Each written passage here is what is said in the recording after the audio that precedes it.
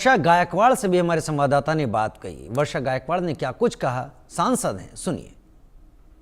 गायकवाड़ जी हमारे साथ मौजूद हैं। भाषा को लेकर महाराष्ट्र में जो टारगेट किया जा रहा है गैर मराठियों को, किस नजरिए से देखते हैं? देखिए, किसी को भी टारगेट करना, किसी को भी मारना, कानून व्यवस्था को जो है वो क्या कहते हैं उसको खराब करना या बिगाड़ना, ये पूरी तरह से जो है वो गैर कानूनी है। और जो संविधान में यकीन करता है वो इसमें बिल्कुल इस बात का समर्थन नहीं करेगा। क्योंकि भाषा का वाद ही क्यों है मुझे समझ में ही नहीं आ रहा है। जबकि मराठी हम मातृभाषा है, तो मराठी को जो है महाराष्ट्र में सभी लोग बोलते हैं, इसीलिए मराठी को बचपन से सिखाया जाता है और 5वीं कक्षा से जो है आप हिंदी सिखाते ही है। तो भाषा की पहचान होनी चाहिए ना। भाषा तो दोनों भाषा सिखाई जाती है। ऐसा नहीं लगता कि जबरन जो जबरदस्ती ठोसना? मैं वही आपसे कहना चाहती हूँ कि जब दोनों भाषा सिखाई जाती है, आज से नहीं सिखाई जा रही भाई साहब, मेरे बचपन से सिखाई जा रही है। तो मेरा सवाल यह है कि अचानक ये विवाद क्यों उठा है, अचानक ये सख्ती क्यों आई है? जब जिस चीज का वो निर्णय लिया है वो जीआर भी पीछे गया है, फिर इसके बाद ये सब हाथापाई, ये मारपीट क्यों चल रही है? तो सरकार की भूमिका इसमें क्या है?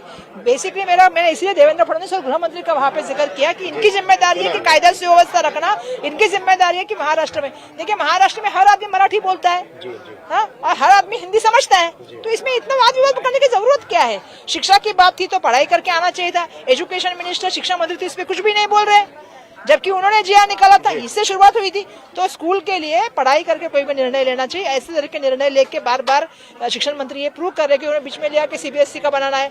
तो ये जो चल रहा है ना, ये विवाद क्यों हुआ? क्योंकि उसको जो अस्मिता के पास लेके गए। लेकिन मेरा ये कहना है कि मराठी भाषा के लिए सबके मन में प्यार है, सबके मन में उसके लिए स्वाभिमान है, उसको अभिजात दर्जा मिलना चाहिए। इसलिए लड़ाई हमने लड़ने का काम किया और 5वीं से हिंदी सिखाई जाती है, तो वो भी भाषा लोगों को आती है। तो ये विवाद बंद करें, लोगों को मारपीट करना बंद करें। कुछ कभी नौकरियों पे बात करें, कभी बेरोजगारी पे बात करें, कभी जो है महिला अत्याचार पे बात करें, कभी महंगाई पे बात करें, कभी ये जमीनें जा रही उस पे बात करें, मुंबई महानगर पालिका के भ्रष्टाचार पे बात करें, पानी लोगों को नहीं मिल रहा है, अच्छा पानी की वजह से, डायरेक्ट की वजह से चाहिए गवर्नमेंट हॉस्पिटल में कितने पेशेंट है उस पे बात करें। तो विषयों पे बात करें ना। भाई ऐसा नहीं लगता कि एक पार्टी है जो अपने वजूद को बचाने के लिए मराठी के वजूद को बचाने की बात कर रही है? ऐसा है कि ये मुद्दा लाया ही क्यों है? पॉलिटिकल मुद्दा किया है, क्यों किया है पॉलिटिकल? ये मुद्दा पॉलिटिकल हो ही नहीं सकता। क्योंकि हम तो मराठी मीडियम से आए थे, मैंने थोड़ी देर पहले कहा कि हम मराठी मीडियम से आए। तो मेरा बोलना ये है कि मराठी तो स्कूल में सिखाई जा रही है। अब पुणे में जाएंगे, नागपुर में जाएंगे, और कौन सी भाषा बोली जाती है? मराठी भाषा बोली जाती है, तो स्कूल में वही सिखाएंगे। और 5वीं के बाद हिंदी सिखाई जाती है, पहले में इंग्लिश भी सिखाई जाती है। तो ये जबरदस्ती क्यों चल रहा है? और ये भाषा का विवाद कहाँ से पैदा हुआ? और उसके बाद ये अचानक से इसको मार रहा है, वो उसको मार रहा है, मोर्चे निकल रहे हैं, इसको मोर्चे का परमिशन मिल रहा है। तुम्हारी सरकार है भाई साहब, बीजेपी महायुति की सरकार है, तो महायुति के क्या कर रहे? मंत्री बोल रहे हैं मुझे मालूम ही नहीं, मोर्चा का परमिशन नहीं मिला। तो ऐसी तो नहीं हो सकता है। तो ये जो विवाद पैदा कर रहे हैं ना, मुझे लोगों से नम्रता पूर्वक आह्वान करना है कि इस विवादों में मत पड़िए। ये विवाद जो है वो मेन चीजों के ऊपर ध्यान हटाने के लिए हुआ जाता है। जैसे मैंने कहा कि मेरे पास आज ही कुर्ला के लोग आए थे, आज ही उनको सबको नोटिस दिया गया है। अदानी के लिए जमीन खाली करने का काम चल रहा है, मीडिया पे चीजें आ ही नहीं रही है। गरीब आदमी का दुख कहाँ आ रहा है? मेरे पास 4 लोग मिलके गए जिनके घर नहीं मिल रहा है।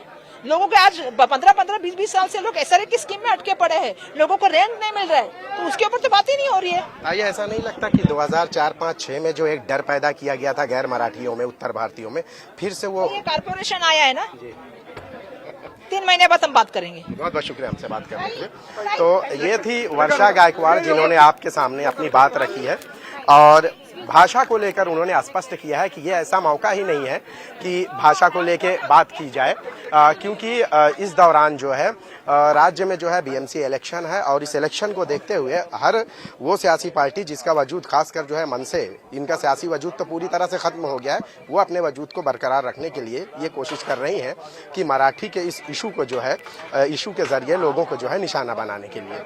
कैमरामैन नितिन जाधव के साथ शाहिद अंसारी, इंडिया न्यूज, मुंबई। उधर भारत सरकार ने कोयला आधारित पावर प्लांट्स में फ्लू गैस डीसल्फराइजेशन